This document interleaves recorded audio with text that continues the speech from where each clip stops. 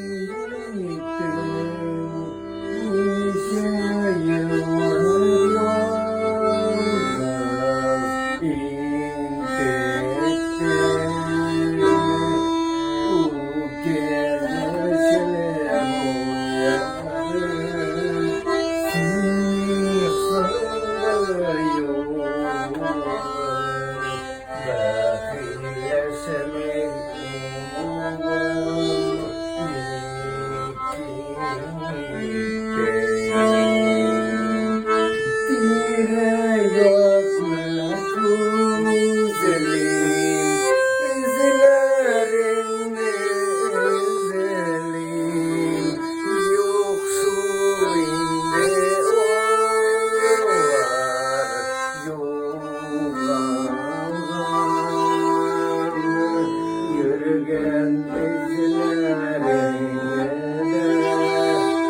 yazgan sözlerine göz yaşlarına belen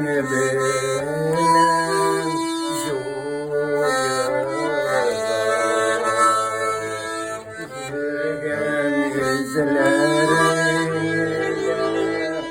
yazgan sözlerine gözleşelerin belen